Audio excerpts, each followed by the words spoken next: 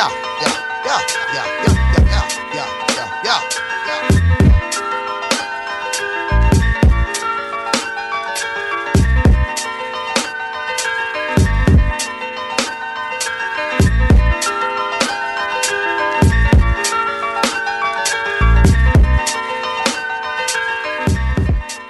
does this foundation help you personally to be able to kind of deal with the loss of him?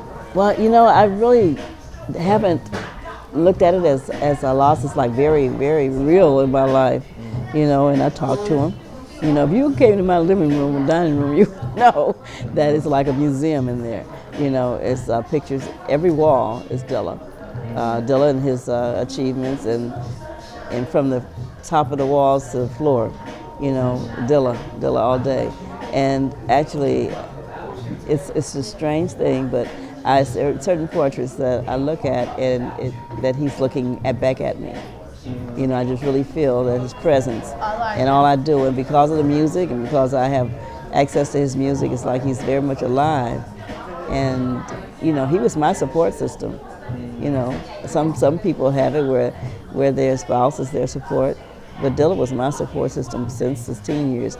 You know, with the exception of, even during the exception of those 3 years that he fought me at Davis L. Tech, he was still really there for me, and he inspired me and you know, made sure that he would tell me to go after what I wanted to do and to be myself. And he would say, do you. That's where they came from. He'd always tell me that, do you. Don't worry about, you know, what my dad is thinking. You want to do this, do it for yourself. Do you. Always would tell me that. That was strongly enough that all I needed to do to move forward, you know, move forward. He encouraged me to go back to college again, and I did. Excelled because I knew that I had a support system. My children were there for me, but especially Dilla. He was vocal about it, and even this last time, because of the foundation, I went back to college again, and you know, just to get some type of degree in what I'm doing with the foundation, you know, human resources and management. And although I don't have to worry about a lot of it, I just want to feel that I'm capable if necessary. The foundation has been strong with brilliant people ever since it started, and all walks of life and their experience and all that we need, you know, and they love Dilla, and nobody's getting paid. You know, every dime goes to the children, to programs throughout Michigan, through California, Atlanta, New York, and we have 2 scholarships, you know, going right now that we're actually be taking place in the next couple of weeks, a kickstart of Dub Spot. There are J. Dilla Dub Spot scholarships out there.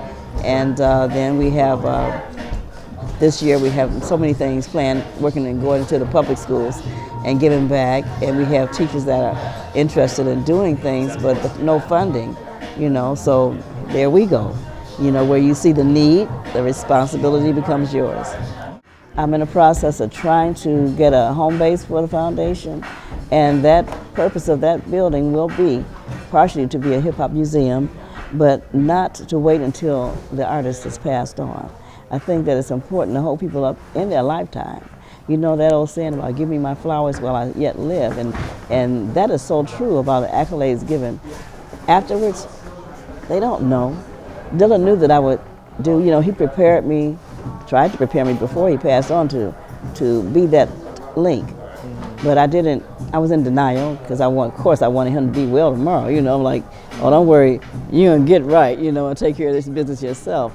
But all in the process of that, I realized that we need to change that. We need to recognize artists now. When they do their good works, appreciate them now. Just like his hometown didn't even know who Dilla was. So I had to change that last week and have his name up in lights and have a packed house. People that listen to all of his productions by other artists, they don't even know that he, you know, was responsible for that. And if you see his discography, it's ridiculous for somebody 32. And then that's only from what's out there. That he doesn't even touch what's not out there yet, because I'm going to make sure that in my lifetime, and even when I leave, it's going to be set in stone that everything must come out. You know, I don't want his life to be in vain. He worked hard. He breathed music. And it should be out there, because he did it for the world, not for his own personal gain, not for my fetish, but for the world, and it should be done. But to do great work and for people to know it while you're living and to show appreciation, I think is a gift that we owe them. You think when you see like that ongoing influence of like seeing the art from last night? That was some of the most beautiful and incredible art that I have ever. I told my daughter this morning, you have never feast your eyes on the artwork that I saw. It was incredible. It's not enough. I've never seen that quality of artwork with Dilla, ever. And I've been some places, you know, I travel every year all around. Everyone does art, but nobody has touched what I saw last night. That's why I asked this morning, I asked Nomadic, did anybody get pictures? Because I have to show this. I think that the artists that he produced would go nuts to get a piece of some of this stuff. Yes. Well, good. We got plenty of pictures. So oh yeah, I got to brag about this. I'm gonna make a personal phone call to Carmen and Talib when I get back, because I'm the one. We'll see who gets to hold that. You know, that picture. That is one piece, and I know that. And when I'm looking at it, I'm like, oh wow, they would love to have this. Which one are you talking about, though? That one I'm talking about. One? That's the one that I want. That's the one you want for you. One Dilla. I like that. Like, that's one Dilla. That's yours. Yeah. You call that oh, that one. Something's got to happen. Somebody get that from my dudes. Like you hear that term, you know, Dilla changed my life. When you see those T-shirts, kind of what goes through your mind? When I see J Dilla Changed My Life T-shirt, when I first saw him, you know, it made me feel really good. And then I'm like, okay, you know, and I'm not thinking really deep about it, but I begin to talk about a lot of things, Dilla, and I realized through talking, he changed my life. I'm not doing anything in the same sector. I'm not thinking anything in the same sector. I have been rebirthed through Dilla. You know, I'm a new individual, a new creature, through his music, through the memories, and through what I live now. And what I live now is like, every day I wake up, like sunshine is shining in my house. It could be the worst doggone day, dark cloud, and no sun, but I'm just as happy, and my energy comes, and not only that, my health is getting better. I am really being rebirthed through this music.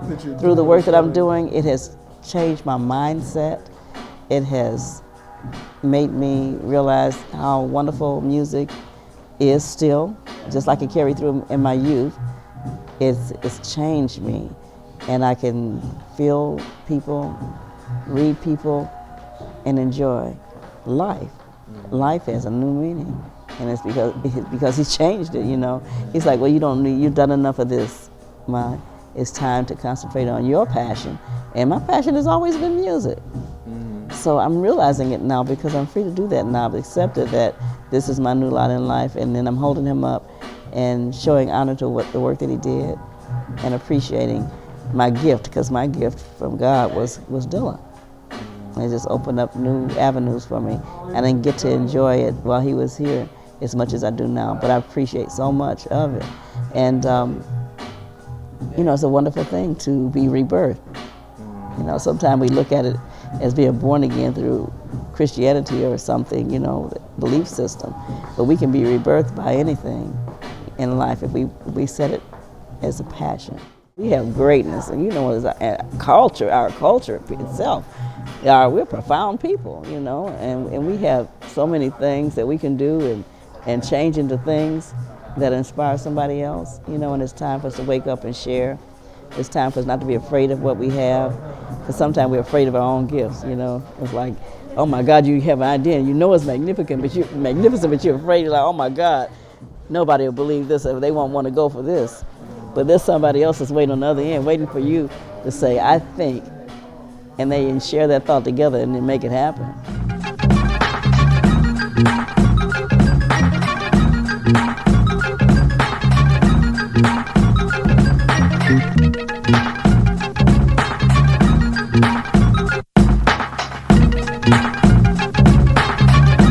Thank you.